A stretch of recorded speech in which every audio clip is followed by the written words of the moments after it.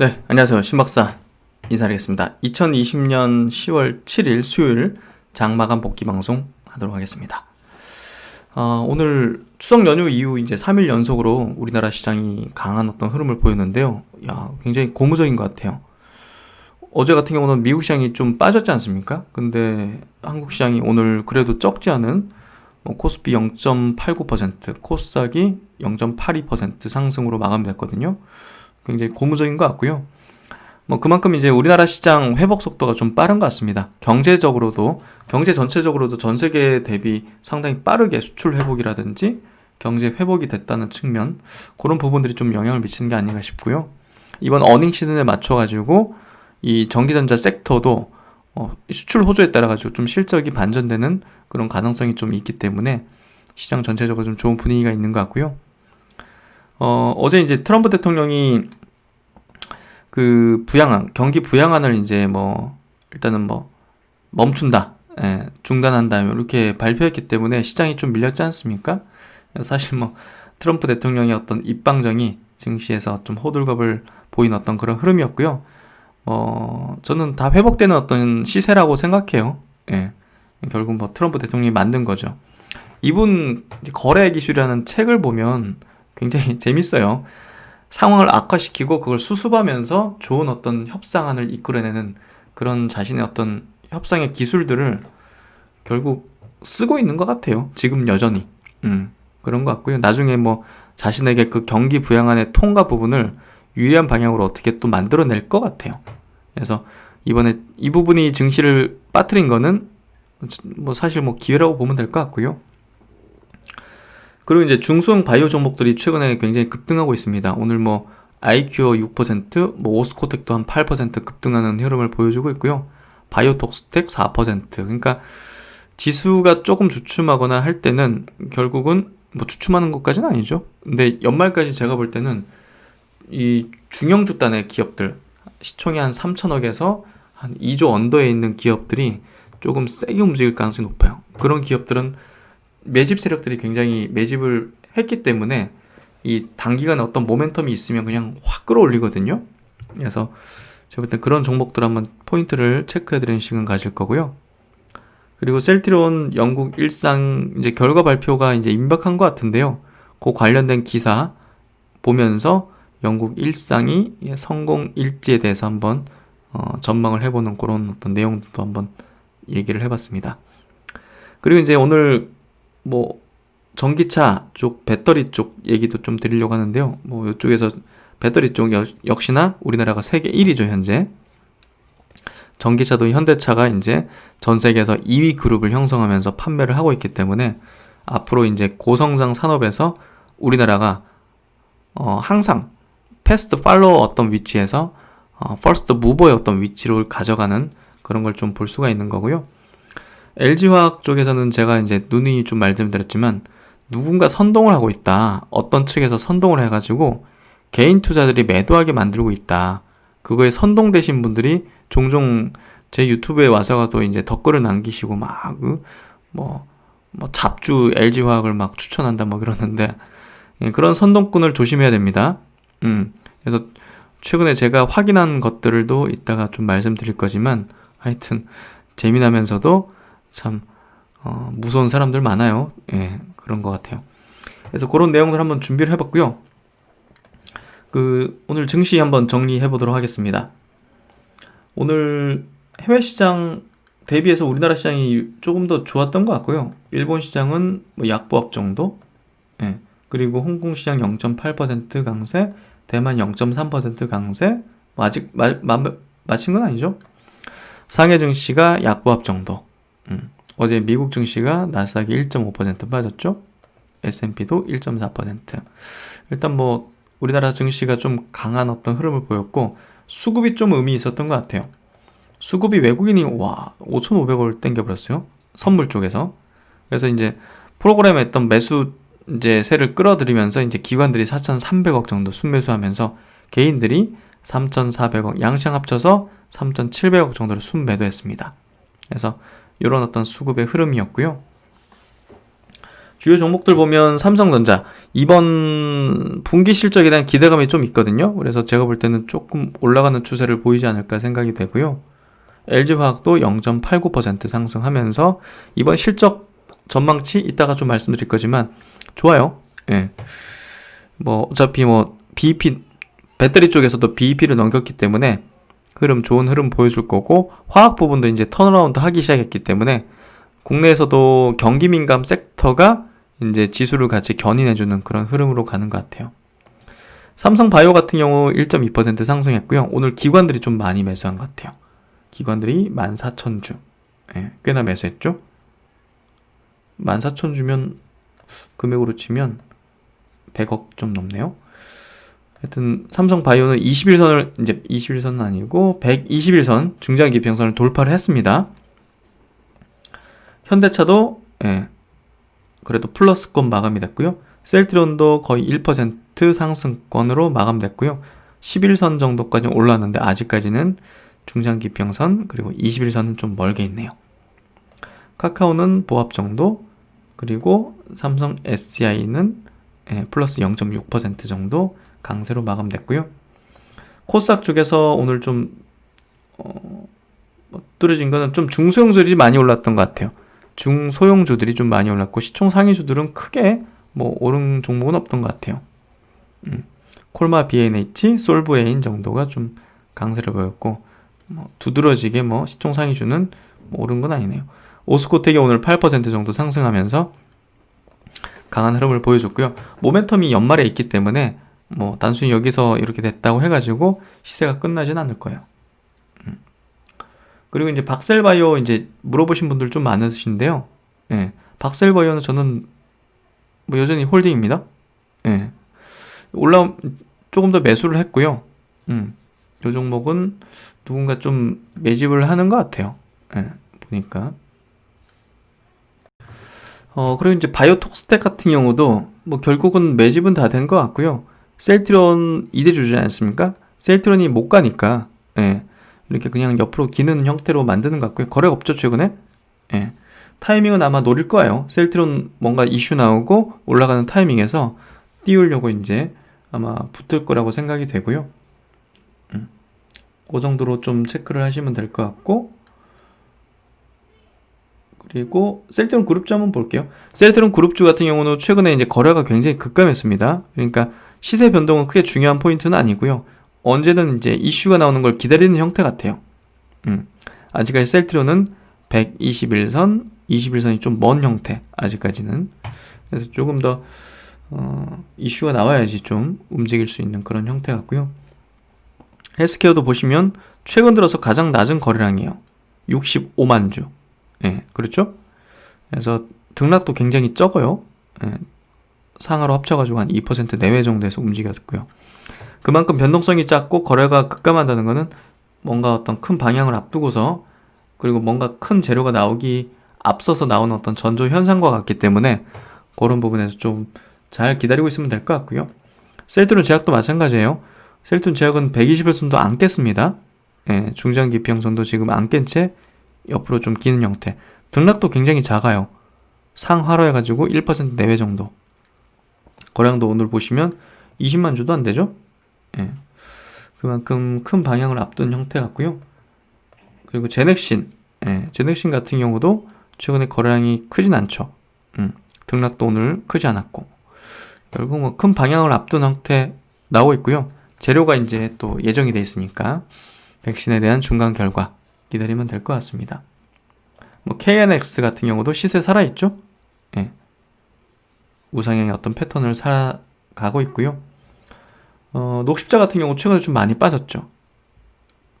많이 빠졌다가 지금 올라오는데 크게 걱정할 필요는 없는 것 같아요.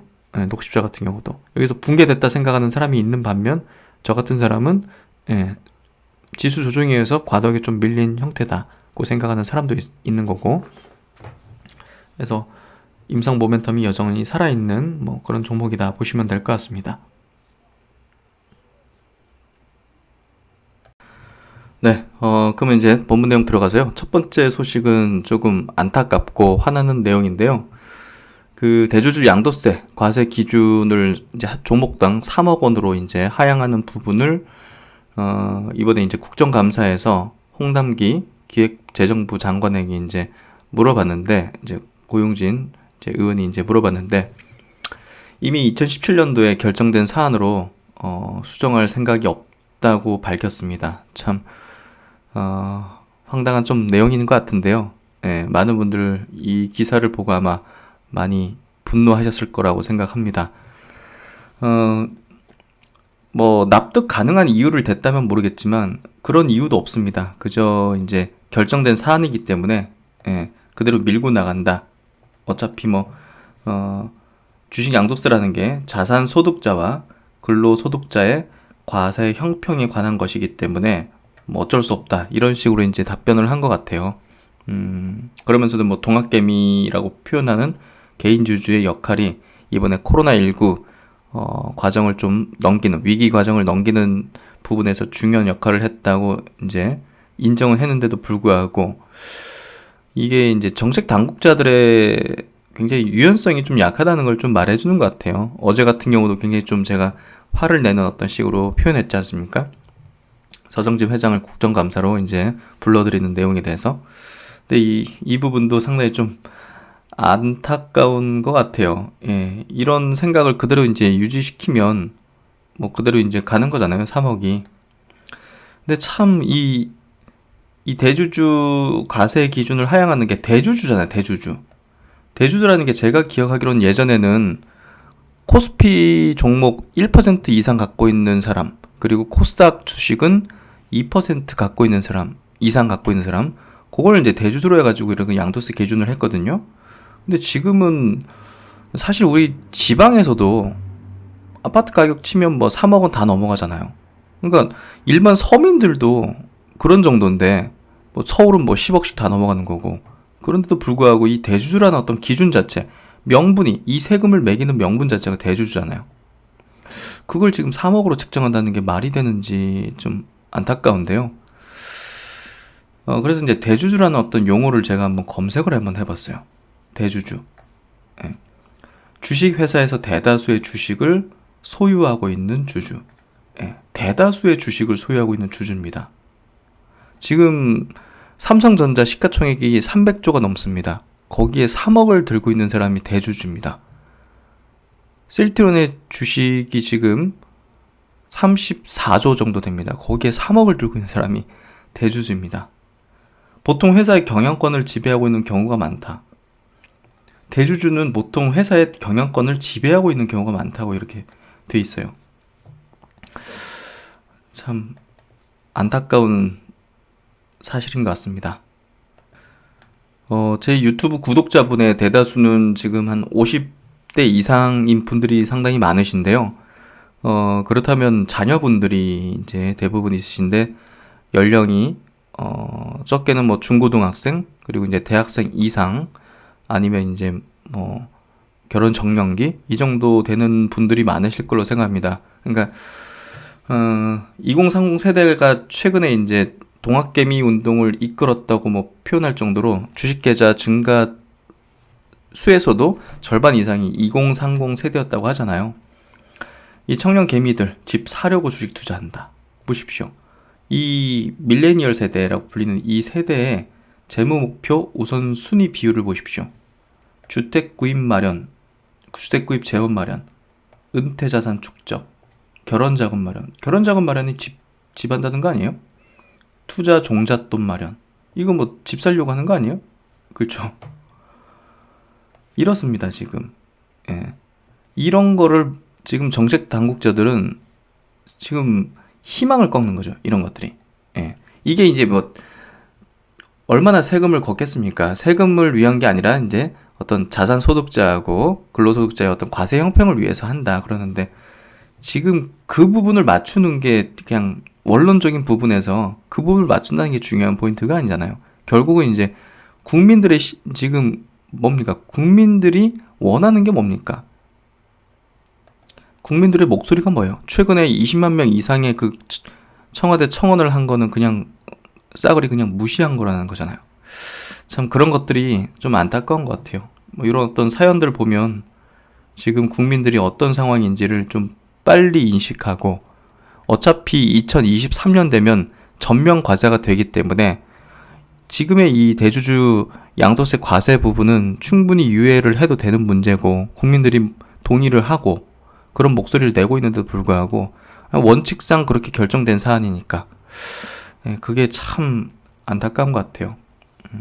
서울 송파구 빌라에 전세로 거주하는 30대 초반 김모 씨는 올해 주식에 3천만 원을 투자했다. 그는 2020년 대한민국에서 활용할 수 있는 재테크 수단은 부동산, 주식, 저축, 파생 상품인데, 부동산은 물 건너갔고, 저축은 집값 상승률을 못 따라갔고, 파생 상품은 일반인의 영역이 아니다. 결국 남은 수단은 주식밖에 없다는 얘기다. 지금 주식은 결국은, 주식 투자를 하는 사람들은 대부분 서민이고, 그리고 희망이에요. 결국은 남아있는 마지막 희망이에요. 지금 은행에 넣어봤자 뭐 돈도 안 늘어나는데 어떻게 합니까? 가만히 있으면 그냥 어떻게 보면 자산이 쪼그라드는 어떤 그런 이제 분위기인데, 그런 분위기 속에서 지금 남은 어떤 희망을 송두리째 이제 꺾어버리려는 그런 분위기가 굉장히 좀 안타까운 거죠. 그래서 최근에 뭐 주식 투자에 뛰어든 이유를 이제 물어보면, 근로소득만으로 자산 증식 및 계층 이동이 불가능하다. 예, 제일 많죠. 초저금리로 예적금이 무의미하다. 그렇죠. 이게 뭐 60% 넘습니다. 그래서 뭐 경제산업 이해나 지인과 공유 취미, 이건 뭐 별 뭐랄까 비중이 없는 거고요. 결국 이 두 가지입니다. 저는 유튜브를 시작하면서 이거를 감지했던 것 같아요. 이걸 감지하고 이 많은 이 시작하는 투자자들에게 올바른 어떤 주식의 방식과 철학, 기준을 좀 만들어주는데 내 어떤 소명과 역할을 가져야겠다는 그런 생각을 가졌고요. 여기 보시면 여기 30대 중반 요 정모 씨라는 분의 어떤 사연이 어떻게 보면 좀 딱 들어맞는 것 같아요. 30대 중반 직장인 정목 씨는 서울 마포구 원룸에 살고 있다. 대구에서 고등학교를 나오고 서울 명문대를 졸업했다. 대기업에 다니는 그의 연봉은 5천만 원이 넘는다. 저축도 매달 200만 원 정도 한다. 참 착실하게 잘 사신 것 같아요. 친구들과 비교해도 나쁠 것이 없는 처지다. 하지만 그를 따라다니는 질문 하나에 대한 답을 찾지 못하고 있다. 월 200만 원을 저축해 서울에서 집을 살 수 있을까? 집값 상승세가 계속되면서 불안감은 더 커졌다. 그는 부동산 막차를 못 타 불안하다. 대체 투자처로 주식을 선택했다. 올해 주식에 입문한 그는 주로 바이오주와 급등주에 투자한다. 이게 참 일반적인 사연 같아요. 일반적인 지금 주식을 하는 이런 사람들을 바라다 보지 못하고 그런 정책을 입안하거나 추진한다는 것 자체가 지금 국민을 잘 모르는 거죠. 지금 국민을 위해 있는 그 사람들이 국민을 모른 채 그냥 책상머리에 앉아가지고 과거에 추진한 거니까 결정된 사안이니까 그대로 한다. 세법에 규정된 과세 형평성을 그대로 유지한다. 이런 거에 지금 돼 있는 거죠. 그래서 여기 보시면 이런 젊은 분들이 굉장히 위험한 투자를 하는 분들이 많습니다. 저는 그런 분들까지 올바른 방식으로 좀 투자를 하실 수 있도록 조금 도움을 드리는 역할을 해야 된다고 생각합니다. 여기 보시면 요 사연도 한번 좀 읽어볼게요. 2030 세대에 지금 다 고민이 여기에 담겨 있는 것 같아요. 주택을 구입한 사람도 마음은 편하지 않다. 3억 원을 대출해 올해 5월 노원구에 한 아파트를 구입한 29세 여성 최모 씨도 그렇다. 최 씨는 맞벌이로 월 700만 원을 벌고 있지만 출산 후에는 외벌이가 되고 아이에 대한 지출도 늘어날 것을 생각하면 벌써 걱정이 된다. 저도 이제 애를 낳으니까 들어가는 돈이 과거보다 훨씬 많은 것 같아요. 뭐 이미 이제 자녀분들 크게 장성한 분들께서는 뭐 다들 아시는 내용이겠지만 2030 세대는 미래에 대한 굉장한 불확실성이 지금 맞닥뜨려져 있는 그 기점이거든요. 그렇기 때문에 그런 기점에서 우리 인간은 결국은 어떤 희망을 바라다보면서 사는 거잖아요. 그렇죠? 지금은 이렇지만 향후에 그럴 수도 있다. 그렇게 살 수 있다. 이런 희망으로 살아가는 게 인간이지 않습니까? 그런 희망을 더 높여주는 게 제가 볼 때는 위에 있는 리더자, 권력을 가진 정책 당국자들의 역할이라고 생각해요. 저는 그거를 셀트론의 서정진 회장이 정말 잘하셨다고 생각해요. 그렇기 때문에 지금의 이 셀트론이 만들어졌다고 생각해요. 예. 그런 것들이 필요하다고 생각해요. 예. 지금 불안해하지 않습니까? 국민들이. 이렇게 미래에 대해 불안해하고 있지 않습니까? 그래서 출산 전 2년을 자산 증식의 마지막 기회로 생각해서 2천만 원을 추가로 빌려서 주식에 넣었다. 국민의 이런 어떤 목소리와 바람 그리고 희망을 부디 꺾지 않고 더 높여줄 수 있는 그런 정책이 마련됐으면 좋겠네요. 그리고 이제 어제 나온 기사인데요. 네이버에 이제 과징금 265억 원이 이제 부과됐는데요. 공정거래위원회에서 검색 알고리즘을 조작해가지고 이 자사의 어떤 쇼핑 그 자사 제품들 이런 것들에 유리하게 좀 조작을 했다고 합니다. 그러니까 우리가 이제 그동안 네이버가 검색을 상당히 좀 많이 조작을 한다는 의심을 많이 했지 않습니까? 근데 그런 것들이 드러난 거죠, 결국은. 이런 플랫폼 업체들이 이런 식으로 하게 되면 신뢰도가 낮아지고 결국은 소비자들이 피해를 보고 국민들이 피해를 보는 거거든요. 이 결국은 네이버가 독점 기업이잖아요, 사실은. 이 검색 엔진의 독점이지 않습니까? 그런 부분에서 이런 기업에 대한 어떤 규제나 이런 것들이 향후에 아마 붙을 수밖에 없을 거예요. 미국의 이제 거대한 플랫폼 기업들도 결국은 그 기업들의 어떤 성장을 다소 좀 무너뜨리는 어떤 요인은 결국은 규제가 될 거예요. 그런 부분에서 이런 횡포들이 결국은 드러났다 생각이 되고요. 셀트론이 거기에 대해서 피해를 보고 있는 것 같아요. 안타까운 내용들이 좀 많은 것 같습니다. 그리고 이제 기사 중에 하나 좀 볼만한 게 있어서 어제 건데 한번 가져왔고요. 공매도 세력에 맞서는 법이다. 혁신 기업이 이렇게 바이오 기업이라든지 뭐 테슬라 같은 그런 혁신 기업이 주식시장에서 자리 잡기 위해서는 2개의 관문을 통과해야만 한다. 첫 번째 관문이 상장, 두 번째 관문은 공매도 세력의 검증이다. 결국은 혁신 기업들은 당장 뭐 재무제표가 좋진 않죠. 이익이 막 나거나. 그렇기 때문에 돈이 많이 투입되고 적자가 많고 그렇기 때문에 올해 나란히 미국 나스닥 상장한 니콜라 나녹스 뭐 이런 기업이 공매도 세력의 어떤 표적이 될 만한 그런 어떤 요소를 막 두루 갖고 있었죠. 니콜라는 좀 사기성이 있는 것 같고요. 뭐 나녹스는 그게 아니다 이렇게 좀 검증되는 어떤 자료들을 또 발표하면서 주식이 다시 튀었다 그렇게 좀 보여지는데요. 이 기사를 보면서 사실 뭐 셀트론이 생각이 났고요. 마지막 요 문구가 좀 의미 있었던 것 같아요. 공매도 세력과의 대결에서 어느 기업이 살아남을지는 누구도 알지 못한다. 하지만 기술의 실체를 확인시켜주는 기업들이 공매도 세력의 공격을 이겨냈다는 것만은 확실하다.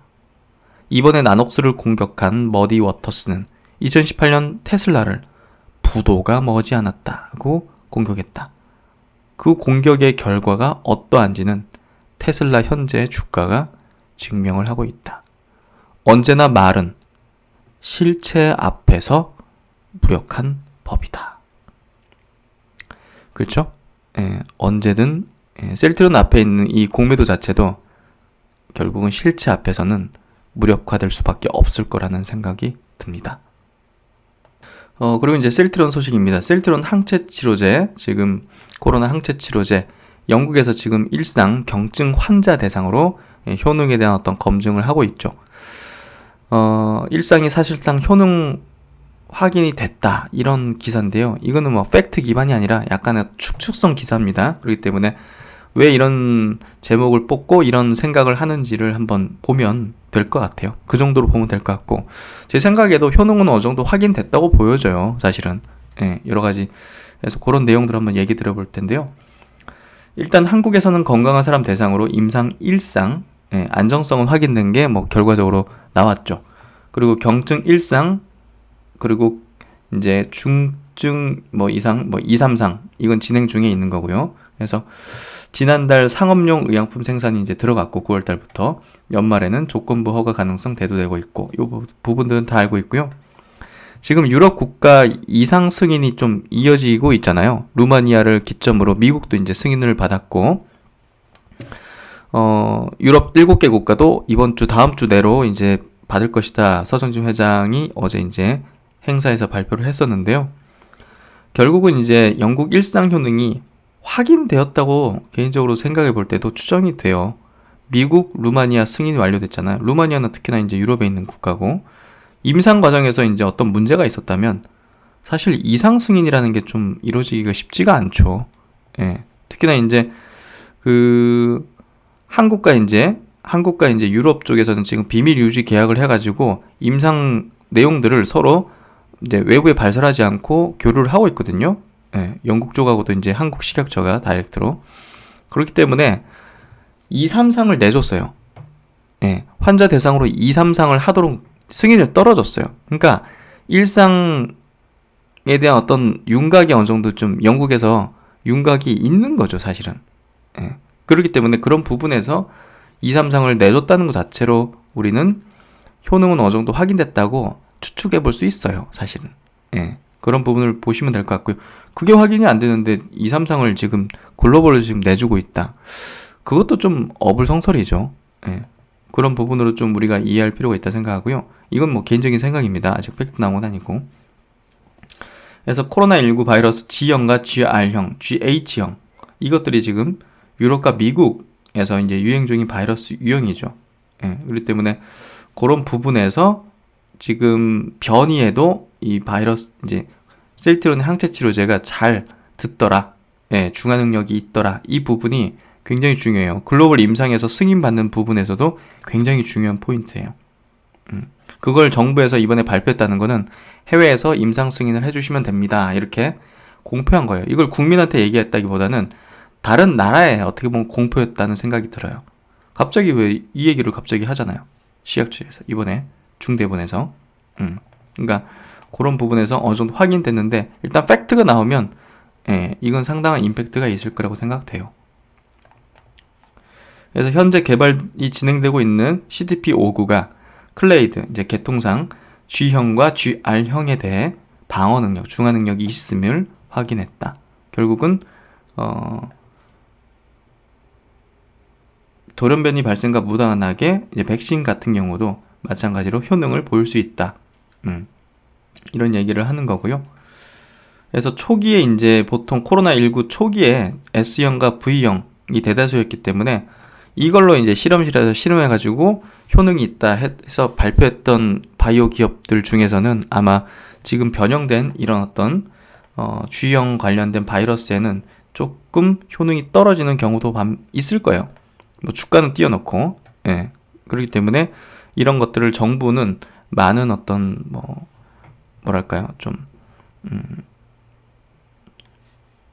확인을 요청받았을 수도 있고요. 예. 그런 부분에서 이 G형 자체가 지금 유럽을 휩쓸고 있다는 부분들 따진다면 글로벌 시장에서의 어떤 중요도가 굉장히 높아질 거라 생각돼요. 지금 셀트리온의 코로나 항체 치료제가 해외에서 더 중요할 거 아닙니까? 보십시오. 다 외국의 지금 변이에 들어맞는 어떤 더 높은 어떤 능력을 보였다고 하잖아요. 그 때문에 지금 유럽은 지금 난립니다. 전시 상황이고 다시 봉쇄가 들어가고 있습니다. 우리나라만 지금 그래도 나은 편이에요. 정말 정부 당국이 K 방역을 잘했다는 건 인정하죠. 예. 근데 지금 주식 관련된 어떤 정책 부분에 있어서는 굉장히 좀 국민의 목소리를 잘 반영을 못하는 것 같아요. 조금 더 보면요, 셀트리온은 영국에서 코로나19 경증 환자를 대상으로 지난 7월 임상 1상에 돌입했다. 해당 영국 임상 1상에서는 CDP-59의 바이러스 중화 능력과 약효 등 약물 유효성 초기 지표를 유효성입니다. 유효성 초기 지표를 확인하는 것에 중점을 뒀다. 일각에서는 이번 방역 당국의 발표를 두고 사실상 진행 중인 영국 임상 1상이 성공한 것이 아니냐는 추측이 나온다. 셀트리온 관계자는 임상 1상 결과는 공식 발표가 필요한 부분에서 현 시점에선 확인이 어렵다고 말했다. 최근 보면 셀트론의 어떤 이 담당자들, 관계자들이 말을 굉장히 아끼는 경향이 있습니다. 예. 왜냐면 보세요. 엊그제 국감 출석시킨다는 거, 증인 출석시킨다는 거 보십시오. 뭐만 하면 뭐 주가 부양하려고, 주가 상승시키려고 했다고 하기 때문에 당연한 반응이에요. 이거는 셀트론 관계자가 당연한 이런 반응을 하는 거예요. 입을 닫는 게 제일이죠. 예. 그러니까 그런 부분에서 좀 안타까운 것 같고요. 그래서 지금 뭐 여기 이제 기사에서 보시면 논문에서 이제 이런 어떤 강력한 중화 능력 그리고 변이의 효과적인 부분들을 이제 밝혔다. 그러니까 지금 글로벌 이 항체 치료제 만드는 기업 중에서 바이오 회사 중에서 이 동물 임상에 대해서 동물 임상이었죠. 이 논문은 논문 발표한 기업이 어디 있습니까? 리제네론하고 이제 셀트론밖에 없어요. 예, 제대로 된 거 논문 낸 쪽이요. 그러니까 결국은 지금 글로벌 시장에서 트럼프 대통령이 맞았던 그 항체 치료제를 제대로 만들고 있는 회사가 그리고 제대로 된 결과물을 지금 공식적인 어떤 논문에 발표한 기업이 셀트론과 리제네론 이 두 개 기업밖에 없어요. 이 두 개 기업이 지금 나중에 결국은 제가 볼 때는 치료제 시장을 양분해서 먹을 거예요. 예. 지금 상황으로 보면 어떤 변수가 크게 발생하지 않는 이상 아셨죠? 이런 거대한 모멘텀을 가진 기업을 이제 까내리고 매도하는 자는 그리고 이런 애국을 하는 기업에 대해서 굉장히 어이없는 그런 국감 증인 출석까지 시키려는 사람들은 정말 그런 사람들이 거의 반역자 아닙니까? 제가 볼 때는 그런 것 같고요. 그래서 이제 이 코로나 신약 셀트론의 코로나 항체 치료제 진행 상황들 정리된 내용이고요. 뭐 전임상에서 쥐, 쪽제비, 원숭이 모델 대상으로 잘 진행을 했고 굉장히 좋은 결과를 냈죠. 사실은 이런 동물 임상에서는 리제네론 대비해서 더 좋은 어떤 결과를 냈어요. 임상 1상에서도 투약을 이제 고용량으로 높였는데도 불구하고 부작용이 전혀 없었죠. 최고 용량군에서도 부작용 관찰이 안 됐다. 지금 경증 환자 대상으로 한국과 영국에서 진행 중이고 영국에서는 지금 거의 한 3달 가까이 됐죠? 이 결과 나올 때 됐습니다. 임상 2, 3상 지금 현재 한국은 허가가 됐고요. 지금 미국, 루마니아는 허가 받았다고 어제 발표가 나왔고 나머지 국가들도 순차적으로 이번 주 다음 주 떨어질 걸로 예상하고 있고 그건 공시사항이 아니기 때문에 발표될 건 아닙니다. 그리고 예방 임상도 들어갈 예정이죠. 올해 안에 실시할 예정이고요. 생산은 이미 지난달부터 들어갔습니다. 생산 공정 검증용 배치 가동 시작했고요. 10배치니까 뭐 거의 9만 명 가까운 수준의 물량을 이제 생산 시작했고요. 검증 후에는 임상 완료 시 즉시 투약 가능한 상업용 의약품 생산을 하기 위해서 지금 아마 재고 조정을 하고 있을 걸로 예상됩니다. 그래서 이제 임상 2, 3상 지난달 17일 시약처로부터 허가를 받았고요. 병원 등에서 임상 진행하기 위한 병원의 임상연구윤리심의위원회 심사를 거치고 있는 것으로 이제 현재 확인이 되고 있고요. 이런 것들이 마치면 이제 환자 모집 들어가면서 환자를 이제 모집하게 될 겁니다. 근데 일부 기사에서는 환자 모집을 한 명도 못했다 뭐 이런 기사가 나온 것 같은데요. 사실 굉장히 좀 그런 악의적인 기사들이 나오는 것 같아요. 그래서 또 이제 이 기사에서 좀 의미 있게 볼 부분은 셀트론 관계자는 상업용 의약품 생산은 신약 허가에 앞서 서정진 회장의 의지로 진행하는 것이라면서 그만큼 자신이 있다는 것으로 볼 수 있다. 이게 오너가 있는 기업과 없는 기업의 차이예요. 리제네론 뭐 일라일리 뭐 이런 기업은 오너가 따로 있는 게 아니잖아요. 전문 경영인이 하는 데고 그렇기 때문에 다르죠. 그래서 이런 어떤 의지 서정진 회장님이 더 건재하신데 한 5년은 더 하시는 게 맞지 않나 하는 생각이 들거든요. 그런 것도 우리가 어떻게 힘을 모아서 청원을 하면 가능할까요? 청와대가 아니라 이제 셀트론이라는 회사에다가 저는 그렇게 좀 생각이 돼요. 한 5년은 더 하셔야 된다는 생각이 들어요. 그 다음에 이제 LG화학 관련된 얘기를 좀 드려볼게요. 어제 드리고 싶었는데 시간 관계상 좀 못 드렸던 것 같고요. 대신증권에서 나온 리포트예요. 제목이 좀 괜찮은 것 같아요. 당장 LG 에너지 솔루션을 살 수 있는 유일한 방법이다. 그래서 목표 주가를 98만원으로 이제 유지를 했는데요. 이제 목표 주가를 따질 때 전지 부분을 지금 56조 정도로 따졌고, 화학 부분을 18조. 예, 이렇게 이제 측정을 했는데요. 재미있는 얘기 하나 좀 드리면요. 아침에 이제 종종 그 유튜브에서 가장 많은 구독자와 순 시청자를 가지고 있는 그 3프로TV라고 있지 않습니까? 거기를 보면 이제 아침마다 이제 채팅창에 보면 누가 선동을 하더라고, 계속적으로. LG 뭐 제품 불매 운동을 해야 된다. LG라는 악덕 기업을 뭐 무너뜨려야 된다. 예? LG 화학 막 이제 다 팔아버려야 된다. 뭐 이런 식으로 이제 누가 선동을 하더라고요. 제가 예전부터 지금 말씀드렸지만 이제 거기를 이제 언급한 이유는 거기에 가장 많이 또 최근에 유튜브 기반으로 시청자들이 많잖아요. 그렇기 때문에 영향력이 있다는 측면에서 이런 선동하는 사람들은 당연히 많은 사람들이 모이는 곳에서 하려고 하겠죠. 그러니까 이제 그쪽을 타겟으로 잡은 것 같고, 우리가 알게 모르게 그렇게 세뇌 당하는 거예요. 일반 투자자들은 야, 저 인적 분할 안 하고 물적 분할 했으니까 얼마나 주주가치를 훼손하고 나쁜 기업이냐. 저런 주식은 다 팔아버려야 돼. 은연중에 그렇게 이제 세뇌시키는 거거든요. 예, 그런 게 이제 약간 좀 이면에 있는 그런 자들이 이제 하는 행위예요. 결국은. 그런 결과가 지금 2주 동안 개인들은 8천억을 순매도했고, 그 8천억을 그대로 외국인들이 가져갔지 않습니까? 결과가 말해주지 않습니까? 예. 그러니까 우리가 주식을 하면서는 굉장히 자신의 기준이 있어야 돼요. 예. 자신의 기준이 있어야 돼요. 주식시장에서는요, 100명 중에서 90명이 선택을 한 게 옳은 게 아니에요. 예. 10명이 선택한 게 오를 가능성이 높아요. 가능성이. 예, 무슨 얘기인지 아시겠죠? 다수가 우리가 일반 사회에서는 다수결의 원칙이 적용됩니다. 그렇죠? 예, 민주주의 자체도 그런 거고. 근데 주식시장에서는 그렇지가 않습니다.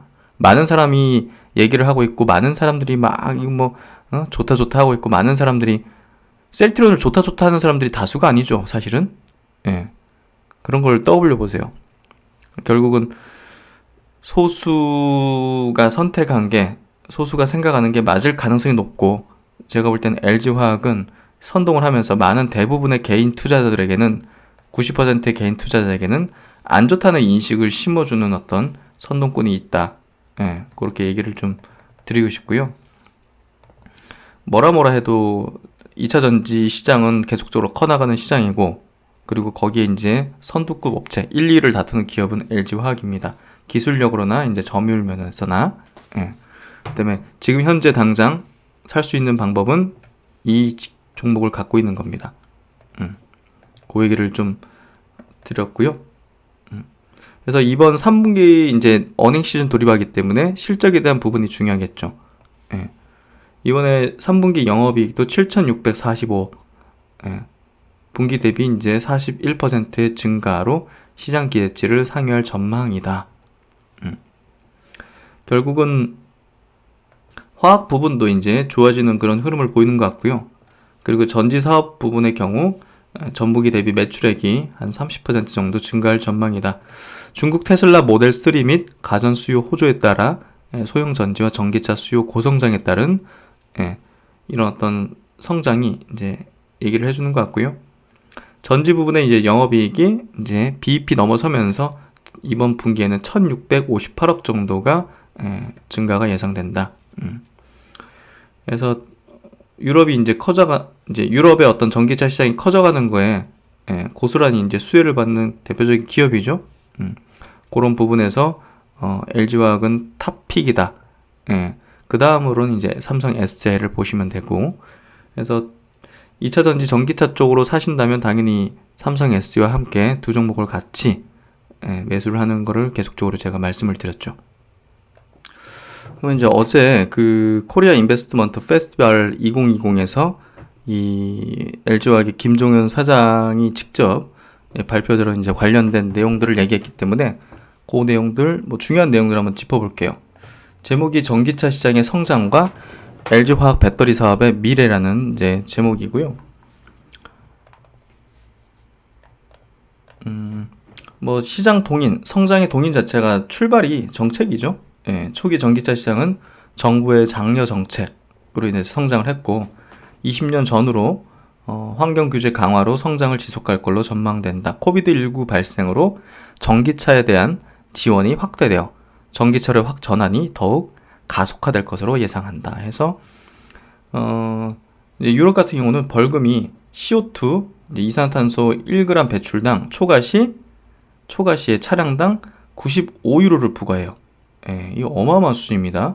그러니까 뭐 400만 대 판매 시에는 3.8억 유로, 예, 어마어마한 돈들이 벌금으로 책정되기 때문에 안 망하려면 이렇게 해야 되는 거예요. 예, 유럽의 자동차 메이커들은 벌금 때문에 회사가 망하지 않으려면 이걸 할 수밖에 없는, 예, 중국도 당연히 이런 이 벌금 제도를 하기 때문에 생산의 몇 퍼센트를 무조건 친환경차를 만들어야 된다는 어떤 의무 조항들이 있고요. 뭐 미국도 마찬가지로 주별로 좀 다르긴 하지만 뭐 천문학적인 어떤 벌금들이 매겨져 있기 때문에 결국은 규제로 인해서 시장이 시작되었고 망하지 않으려고 결국은 뭐 한 2030년쯤 되면 내연기관차를 전혀 생산하지 않아야만 되는 그런 흐름으로 가고 있다 보시면 될 것 같아요. 그래서 이제 이게 성장하려면 결국은 처음에 전기차가 비쌌거든요. 근데 지금 점점 싸지고 있죠. 그래가지고 여기 보시면 내연기관차하고 전기차하고 비교를 한 게 있습니다. 구매 비용은 보시면 내연기관차보다 전기차가 비싸죠. 근데 가격차가 이 정도 나고 이제 유로입니다. 이게 유로.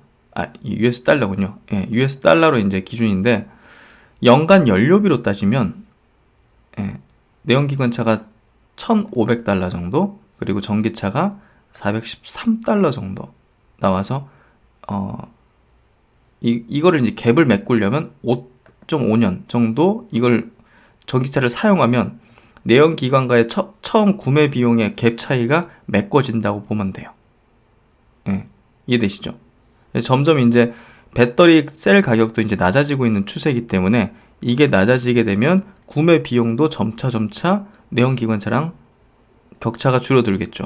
그러면 사람들도 당연히 전기차를 구매하는데 크게 주저함이 없고 연료비 연간 줄어드니까 앞으로 더 줄어들겠죠.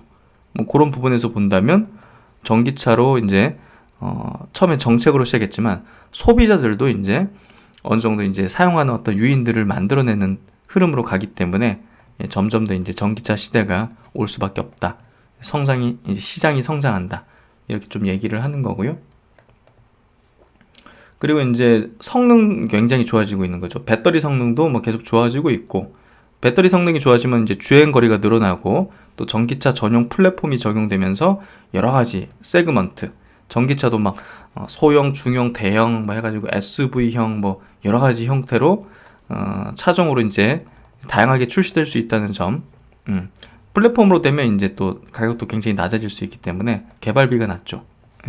그런 부분에서 점점 더 성능 이런 것들이 좋아진다 보시면 될 것 같아요.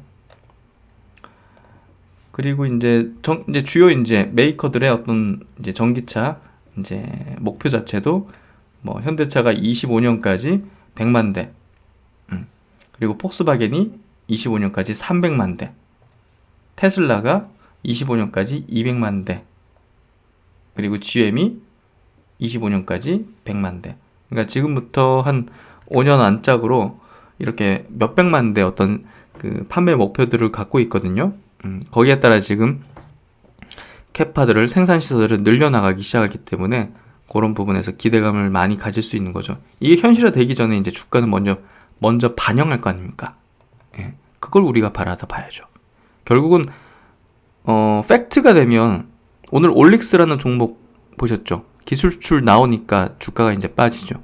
그러니까 주식이라는 거는 결국은 기대감에 의해서 오르고 기대감이 현실화됐을 때는 주식이 더 이상 이제 오를 만한 동인을 찾기 어려워지는 그런 구간이 되기 때문에 이게 현실화되기 전에 이제 주식은 미리 올라가죠.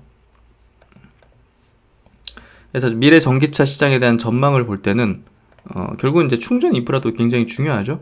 충전 인프라도 중요하고 초기에는 레귤레이션 푸시, 그러니까 이제 정책에 의해서 시장이 형성됐다면 지금은 이제 커스터머 풀, 이제 소비자들이 이제 니즈가 발생해가지고 성장하는 그런 국면으로 지금 들어가기 때문에 정책의 주도에서 성장할 때보다 더 폭발적으로 성장할 수 있는 거죠. 올해 이제 220만 대 정도가 이제 전기차가 이제 판매된다면 25년도 되면 1160만 대, 30년도 되면 그때보다 더 5년 전보다 2배 정도 성장하는 2250만 대를 지금 전망을 하고 있는 거거든요. 그래서 핵심은 규제 주도 성장에서 고객 니즈 발현, 이 성장기로 전환을 한다는 게 핵심이에요. 이게 더 폭발적인 성장을 가져다 줄 거니까요. 그리고 이제 어제 현대차 쪽에서도 이제 발표를 했었는데요. 김세훈 연료전지 사업부장이 이제 발표자로 나와가지고 이제 설명했는데 굉장히 좀 되게 의미 있었던 것 같아요. 저는 굉장히 재밌게 봤고, 오늘 같은 경우도 이제 그 인터넷 게임 업종에 대한 대표 기업들이 나왔거든요. 마켓컬리 뭐 김수라 대표도 나와가지고 발표를 했는데 굉장히 재밌었어요. 이런 행사 자주 있었으면 좋겠어요. 네. 그래서 어제 이제 현대자동차 요 김세훈 전무가 나와가지고 얘기한 것 중에 굉장히 좀 딱 뇌리 박혔던 게, 코로나는 언젠가는 종식되잖아요. 그렇죠? 코로나는 언젠가는 종식되지만 지금 기후 변화에 의해서 만들어지고 있는 굉장한 트렌드, 이 수소 사회가 도래하는 것도 결국은 기후 변화에 의해서 생기는 거고, 지금 전기차 시대가 오는 것도 기후 변화 때문에 오는 거잖아요. 그렇죠? 이 기후 변화는 되돌릴 수가 없어요. 어느 선을 넘어서면 되돌릴 수가 없는 재앙이 지속되는 거거든요. 그렇기 때문에 코로나보다 더 중요한 트렌드라는 거죠. 이해되시죠? 그러니까 전기차, 수소차, 친환경차가 왜 나오는지, 신재생에너지가 왜 이렇게 각광을 받고 정책적으로 드라이브를 거는지를 한번 원론적으로 들어가 보면 결국은 뭡니까? 기후변화예요. 기후변화. 이 기후변화가 결국은 지구온난화에 따른 기후변화가 심해지면서 대규모 홍수, 산불 등 자연재해가 재앙 수준으로 증가하고 있어요. 기후변화가 경제적인 영향으로 확대되고 있어요. 재해로 인한 재산 피해, 보험 비용 증가, 환경 규제 비용 증가. 그래서 이런 문제가 결국은 지금 이런 친환경 트렌드, 녹색 혁명으로 이어지고 있고, 이거는 장기적인 트렌드다. 장기적인 트렌드다. 이해하시면 되죠. 결국 이제 이게 굉장한 패러다임의 변화라는 거고, 그래서 이제 이 수소 정책 자체가, 수소 뭐 경제 로드맵 이런 것들을 이제 우리나라에서 발표를 했지 않습니까? 최근에는 뭐 한국 그린 뉴딜 보고회 해가지고 이 수소 경제 위원회, 이 컨트롤 타워가 있죠. 그래서 국내에서는 뭐 한국가스공사 뭐 이렇게 수소 융합 얼라이언스 추진단 해가지고 수소 관련된 기업들이 여기 싹 다 모여 있거든요. 그래서 같이 공동으로 돈을 모아가지고 충전소를 막 전국에 지금 만들고 있어요. 그래서 수소 이 산업, 수소 사회도 앞으로 확실한 어떤 성장과 이 시대가 된다 보시면 될 것 같고요. 우리나라만 하는 게 아니에요. EU도 지금 수소 전략 발표를 지난 7월 달에 발표하면서 단계적으로 수소 사회를 추진하고 있어요. 이 수소 방향으로 나가는 거는 전 세계가 동시다발적으로 다 하고 있고요. 거기에서 가장 앞서 있는 국가가 우리나라입니다. 이 전무가 이제 요날 얘기한 것 중에 또 이제 가장 인상 깊었던 게, 우리나라는 그동안 어떤 이제 기술을 항상 유럽이나 이제 미국, 일본이 먼저 만들고 우리나라가 쫓아가는 형식으로 해왔잖아요. 패스트 팔로워 형식으로. 그런 어떤 그 위치를 가지고 있었던 국가였는데, 이 수소 쪽은 다르다. 수소 쪽은 우리가 선도해서 나가고 있다. 우리가 표준을 만들고 있고, 업계 표준을 만들고 있고, 스탠다드를 만들고 있고, 기술을 선도하고 있다. 다른 나라에서 우리나라한테 배우고자 하고 같이 협력을 맺자고 먼저 찾아온다. 그러니까 니콜라가 현대차한테 협력하자 했잖아요. 근데 현대차가 퇴짜 났다고 하지 않습니까? 그러니까 이 수소 쪽은 우리나라가 현대차 그룹이 세계 1등입니다. 예, 아셨죠? 그래서 그런 부분을 아셔야 되고, 다른 나라도 막 이제 수소 전략을 발표하고 전략을 제시하고 정책을 만들고 있습니다. 독일 국가 수소 전략 제시에서 수소 분야에 12.3조 원을 투자한다고 합니다. 예. 그래서 이런 정책적인 부분도 우리나라가 전 세계에서 가장 빠른 축에 속했다고 보시면 될 것 같아요. 일본이 사실은 이번에 도쿄올림픽을 우리 일본이 수소사회로 전환한다는 걸 발표하고 홍보하려고 했어요. 예, 아베 총리가 야심차게 준비를 했거든요. 근데 지금 코로나 때문에 파토가 난 거죠. 그래서 아마 아베 총리가 저렇게 좀 건강이 악화된 것도 아마 그 영향이 있을 거예요. 이제 그걸 토대로 이제 반전을 꾀했고, 저성장하는, 정말 침몰해가는 일본을 변곡점을 만들고자 했을 거예요. 근데 그게 다 파토나가 난 거죠. 그 대표적인 또 그 미래 성장 산업으로 낙점했던 게 수소 쪽이었는데 완전히 뭐 그렇게 된 거죠. 그래서 수소 쪽은 대한민국이 1등이다. 현대차 그룹이 1등이다. 이렇게 좀 간단하게 이해를 하시면 될 것 같아요. 이번에는 그 중소형 바이오 회사들 이슈 모멘텀, 그리고 이제 오늘 시세에 나온 부분들 한번 체크해 드릴게요. 스마트 리포트에서 많이 짚었던 종목들을 한번 좀 설명드릴 텐데요. 오늘 먼저 셀리드입니다. 셀리드 같은 경우는 뭐 최근에 제가 보유하고 있다고도 말씀드렸죠. 예. 뭐 LG 화학하고 같이 뭐 협약 맺은 거는 중요 포인트까지는 아니고요. 결국 여기 오늘 공신한 거 코로나 이제 예방 백신 임상 1, 2회 이상 IND 승인을 신청했다. 그리고 이제 이게 승인 떨어지는 게 중요한 포인트입니다. 그러니까 셀트리온은 뭐 어디 승인 받았다 이거 공시 안 내잖아요. 그러니까 각 기업마다 달라요. 예. 이 셀리드는 임상에 들어가면 뭐 사실 그게 어떻게 될지 모르거든요. 그러니까 신청하고 승인 받는까지만 제가 볼 때는 셀리드의 거래 포인트라고 생각하고요. 저는 승인 떨어지면, 혹은 승인 떨어지는 기대감 때문에 만약에 올라간다면 그때 매도 타이밍을 잡을 생각입니다. 그러니까 제가 이걸 분석해서 스마트 리포트로 올려드렸고, 어떤 포인트가 중요한 포인트고 제가 어떤 타이밍에 들어가고 어떤 타이밍에 나오는지까지 볼 수 있는 그런 어떤 종목이죠. 예, 그런 부분으로 한번 스터디를 한번 해보시면 좋을 것 같아요. 임상 제목은 이제 뭐 당연히 건강한 성인 지원자 대상으로 안정성, 면역 원성을 확인하기 위한 1회 이상이다 해서 1상은 30명, 2회 이상은 120명, 이렇게 이제 설정해서 임상을 한다는 거고요. 18개월 동안 합니다. 18개월이기 때문에 결과 나오려면 뭐 시간이 엄청나게 필요하고, 그 전에 제가 볼 때는 시세는 끝난다고 보면 돼요. 그러니까 승인되면 제가 볼 때는 고점 찍힌다. 일단은 전 그렇게 거래 이제 이 시나리오를 가지고서 접근한다고 보시면 될 것 같아요. 그래서 오늘 셀리드 주가입니다. 최근에 셀리드 주가고요.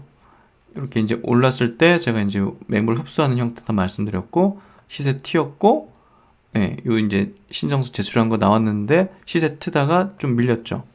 거래는 발생했는데 저는 뭐 시나리오대로 이제 실행한다는 거예요. 뭐 장중에 이게 막 13% 갔다가 뭐 종가는 플러스 2%로 마감했지만, 예, 이런 것들을 이제 시세, 그냥 하루 시세 등락을 따라 가지고 이제 거래를 하면 뭐랄까요, 주식 실력이 안 늘죠. 예, 그냥 시세 노예 같은 거래만 하는 거기 때문에 명확한 어떤 시나리오와 명확한 모멘텀에 대한 어떻게 할 것인지를 미리 다 계획을 갖고, 예, 매수 매도를 해야 됩니다. 그래야지 자신의 어떤 실력이 길러지고 기준이 만들어지고, 그 기준들이 쌓여가지고 철학이 성립이 돼서 어떤 외부적인 어떤 요소에도 자신만의 어떤 이제 기준으로 행동을 하게 되는 거죠. 결국은. 예. 뭐 그건 뭐 사실 인생을 살아나가면서도 똑같은 법칙이 적용되는 거겠죠. 그래서 그런 식으로 거래를 한다고 보시면 될 것 같고, 저는 지금보다 더 낮은 가격에 매도할 수도 있겠죠. 예. 그건 알 수 없어요. 하지만 제가 보는 어떤 시나리오 어떤 상은 그 타이밍에 정리할 거다. 승인 신청, 승인이 떨어질 기대감이 불 때 혹은 승인 됐을 때, 그때 이제 팔 거다는 얘기를 드리는 거예요. 그리고 이제 오늘 올릭스, 제가 또 스마트 리포트에서 짚었던 종목이죠. 올릭스 같은 경우도 최근에 시세가 굉장히 좋았죠. 그래서 이거 뭔가 좀 있는 것 같다, 뭔가 나올 것 같다는 얘기 드렸고, 뭐 어떤 분 질문 올리셨길래 제가 댓글에도 올라가는 분명히 이유가 있을 거고, 그 이유가 나오면 매도하면 된다는 얘기를 드렸는데 오늘 나왔죠. 그게 뭐냐면 이게 또 코로나 관련 주로도 지금 엮여 있기 때문에 완전히 뭐 여기서 시세가 끝났다 이렇게 단정 지을 수는 없어요. 근데 일단은 오늘 이제 기술 수출 내용이 나왔잖아요. 그러니까 제가 볼 땐 일차적으로 매도를 하는 게 맞아요. 그리고 조정을 받을 때는 뭐 다시 들어간다든지. 왜냐하면 코로나 치료제 모멘텀이 있기 때문이죠. 그래서 제가 볼 때는 오늘 매도를 하는 게 맞고, 일단 조정을 받으면 다시 들어간다든지 고민이 필요할 것 같아요. 그래서 내용을 보면요, NH투자증권에서 리포팅이 나왔는데 제목이 굉장히 자극적이죠. 제2의 알테오진이다. 오늘 동사는 프랑스 업체 떼아 대상으로 총 4,500억 규모의 기술 이전 계약을 체결 공시했다.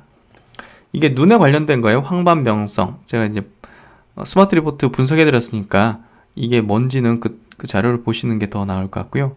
그리고 망막 섬유증. 이렇게 이제 두 가지 파이프라인에 대한 어떤 글로벌 권리 이전 계약을 했다는 거고요.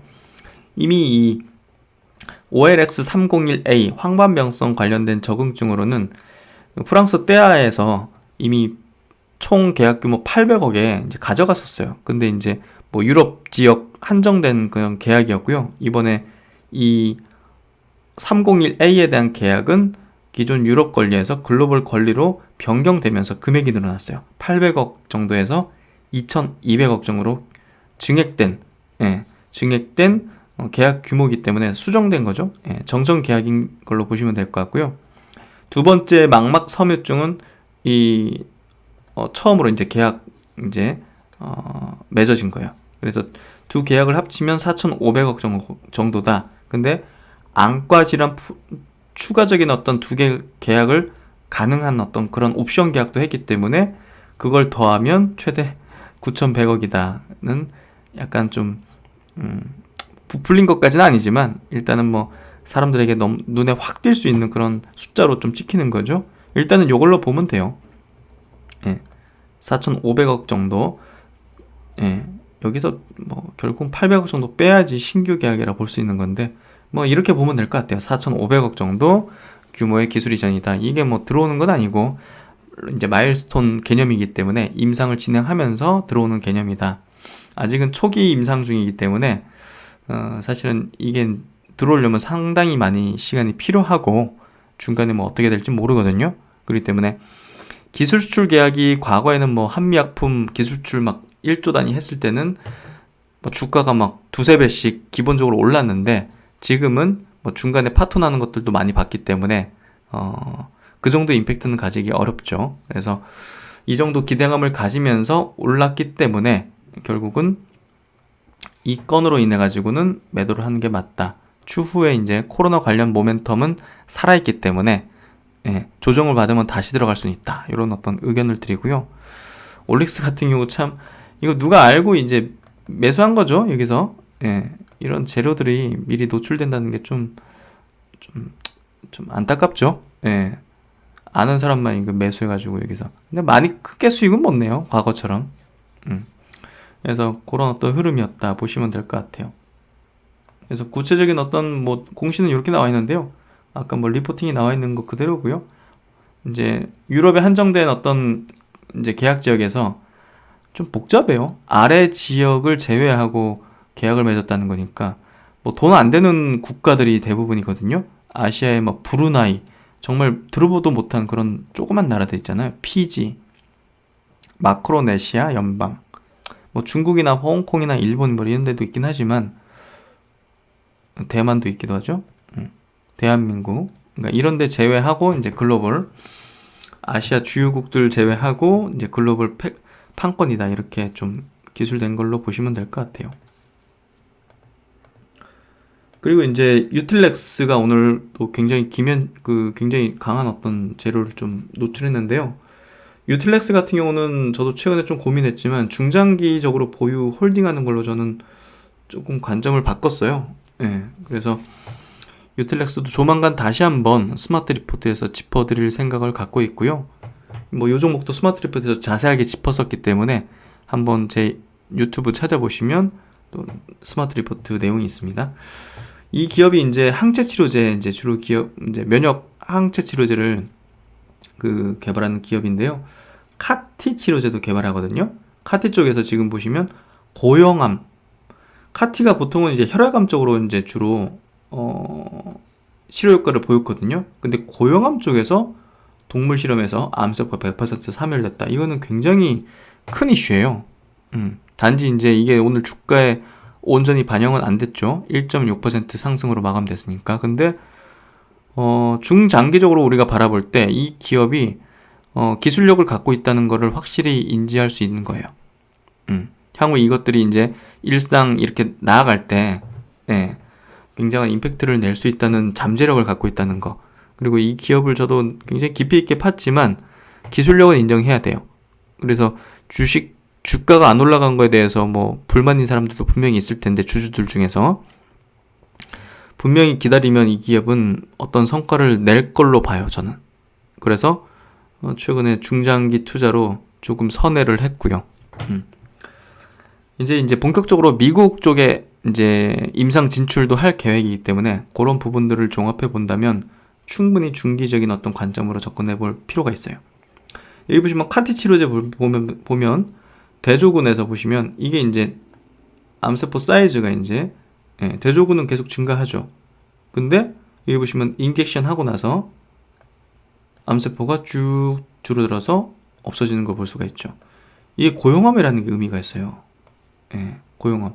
이 카티가 고용암에 맞다면 이 기업에 대해서 글로벌 업체들이 굉장히 관심을 기울일 가능성이 높단 말이에요. 그런 부분들을 좀 봐야 될 것 같고요. 이달 26일부터 29일까지 온라인에서 개최되는 바이오 유럽 참가해서 고용암 타겟에 카티 세포 치료제 효력 데이터를 발표한다고 7일 밝혔다. 기대감이 이제 붙죠. 이거는 유명하게해서 발표를 해야 돼요. 이 정도의 임팩트 있는 이 성과는. 그래서 거기서 이제 전 세계 빅파마들이 바라보는 그 자리에서 발표를 하겠다는 내용을 이제 얘기를 한 거고요. 그날 그냥 발표해버리지 이게 뉴스에 흘려버리는 게 좀 아쉽긴 해요. 유틸렉스 에드윈 권 전무는 이 카티를 이용한 동물 실험에서 100% 완전 관해를 나타냈으며 이 또한 카티 투여 후 110일까지 재발이 없었다. 고무적인 점은 동물 실험에서 투여된 카티의 용량은 타사에서 사용된 카티보다 8에서 38배 낮은 용량임에도 불구하고 완전 관해와 동시에 재발이 되지 않았다는 점이다. 그래서 이건 굉장히 고무적인 결과입니다. 유틸렉스가 지금 가산동에 저번에 이제 자금 조달해가지고 이제 만드는 게 이거죠. 카티 세포 치료제 생산이 가능한 GMP 시설을 이제 완비를 했습니다. 그래서 유틸렉스 관계자는 지난 4월 진스크립트와 렌티바이러스 생산 계약을 체결을 완료하는 등 2021년 상반기 임상 신청을 목표로 순항 중이라고 설명했다. 이 최수영재 대표이사는 고용암의 경우 종양 미세 환경으로 인하여 카티 세포 치료제에 한계가 있기 때문에 유틸렉스의 이 카티는 종양 미세 환경 극복과 동시에 암세포 제거를 목표로 하는 4세대 카티며 유효성을 동물 실험을 통해 확인하였다. 바이오 유럽 파트너링을 통해 글로벌 빅파마들과 유틸렉스가 가지고 있는 이 카티에 대한 기술 이전, 공동 연구 개발 등에 대한 적극적인 논의를 이끌어낼 수 있을 것으로 기대한다. 그래서 이번 유럽 학회에서 상당한 성과를 기대하고 있고 분명 반응이 있을 걸로 보여져요. 이 정도 성과를 보면. 그래서 이제 최근에 나온 어떤 신영증권의 리포팅을 보면요. 차세대 면역항암제 선도 기업입니다. 이 플랫폼 기술을 갖고 있기 때문에 이 많은 어떤 그 파이프라인을 만들어낼 수 있고요. 또 사원 포원 비비라는 이 항체를 발굴한 세계 최초의 이제 석학이기 때문에 권병세 박사 이런 어떤 연구 성과를 바탕으로 뭐 기술 특례를 받아가지고 코스닥 상장했죠. 그래서 기대가 되고요. 기술은 이제 인정받았던 거죠. 그래서 중국 이제 쪽으로도 같이 임상을 진행하고 있고요. 중국 이제 화해제약으로부터 이제 지분 투자까지 받았죠. 지금 항체 치료제 EU101 요거 같은 경우는 이 화해제약이 중국에 임상을 진행하고 있고요.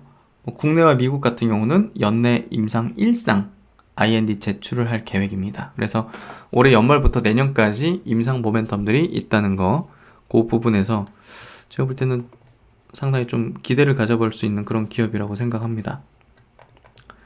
그리고 이제 오늘 같은 경우 아이큐어가 좀 강했죠. 6.4% 상승을 했는데요. 4분기 주목해볼 만한 이제 임상 모멘텀을 가진 바이오텍 회사에서 한 두 종목 정도를 좀 강조드리고자 하고요. 아이큐어는 제가 스마트 리포트에서 좀 여러 번 짚었어요. 그만큼 중요한 종목이고 상승 모멘텀이 굉장히 센 종목이다. 특히나 이제 셀트리온과 도네 패질 이 치매 패치제 공동 임상을 하고 있기 때문에 향후 같이 해나갈 글로벌 임상에 대한 기대감이 크고요. 이번 11월쯤에는 국내 임상 3상이 종료될 예정이에요. 연내로 미국 FDA 임상 신청 예정에 있고요. 그래서 역시나 저번에 이제 단기 물량은 정리를 한다 말씀드렸고, 주가 한번 볼까요? 아이큐어 주가를 한번 보죠. 그래서 오늘 최근에 좀 오름세가 있죠. 변화가 좀 있는 것 같고요. 저번에 이제 이거 분석해 드렸을 때 대비해서 단기간에 급등해가지고 단기적으로는 좀 매도 타이밍이다 말씀드렸고, 중장기적으로는 가져가야 된다 얘기 드렸죠. 중장기적으로 어느 정도 조정을 마무리하고 물량을 좀 흡수한 것 같아요. 연말에 모멘텀이 센 게 있기 때문에 지금부터 올려도 이상할 건 없죠. 거래도 늘어나고 양봉 올라서고 아주 좋은 어떤 흐름을 보여주고 있고요. 그리고 이제 G3BNT가 최근에 이제 그 최대 주주죠. KB 자산운용 여기서 이제 지분을 좀 팔았죠. 물량을. 이게 좀 아쉽긴 한데 여기는 뭐 결국 기관이기 때문에 뭐 기계적인 운용을 해요. 그런 부분에서 본다면 너무 뭐 제가 볼 때는 걱정할 그런 어떤 내용은 아니라고 보고요. 올해 이제 안구건조증 3상이 미국 3상이 이제 종료될 예정이기 때문에 저는 이 종목은 기대감이 분명히 어느 타이밍에서 형성될 거라고 보고요. 뭐 좋은 구간이라고 생각해요.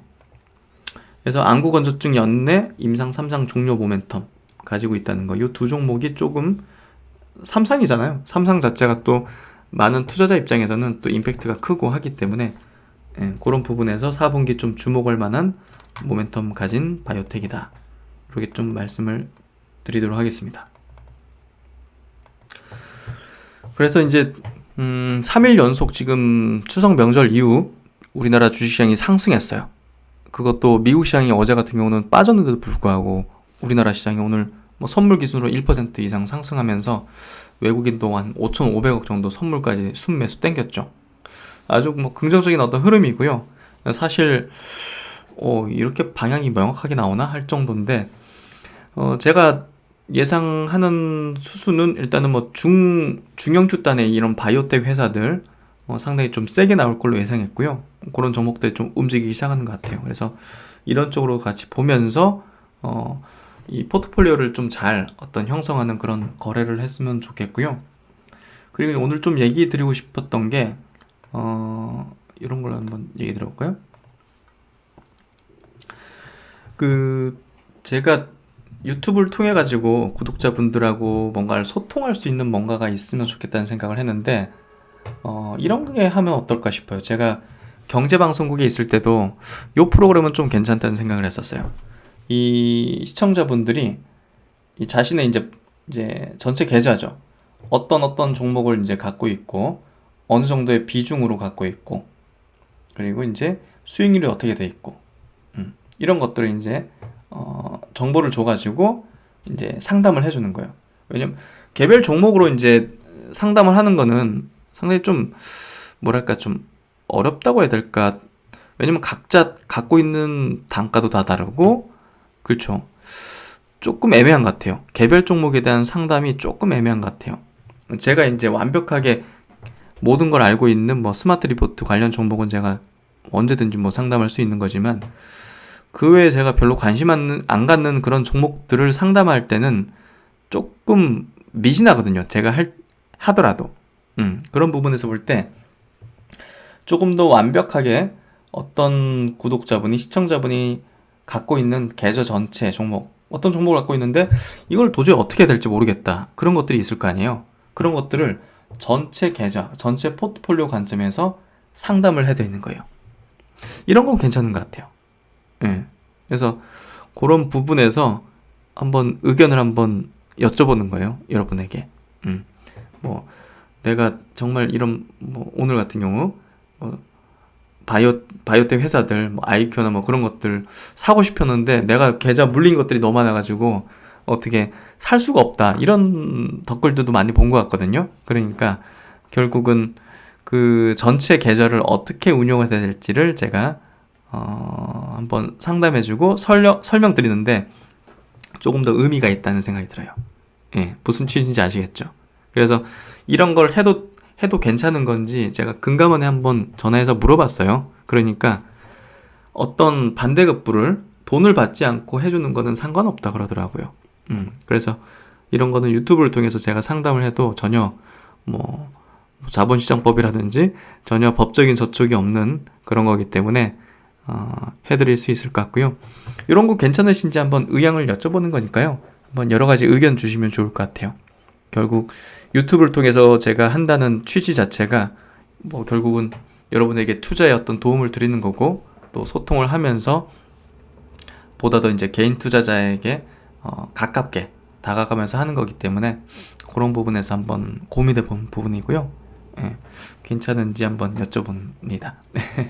하여튼 네, 오늘도 고생 많으셨고요. 날씨가 여전히 좀 쌀쌀해지는데 건강 다들 유의하시고, 시장 연속 3일 참 좋네요. 셀트름 그룹주도 좋은 흐름으로 갈 거예요. 재생신도 그렇고. 네, 하여튼 오늘 저녁 좋은 시간 되시고요. 신 박사는 내일 또 뵙도록 하겠습니다. 감사합니다.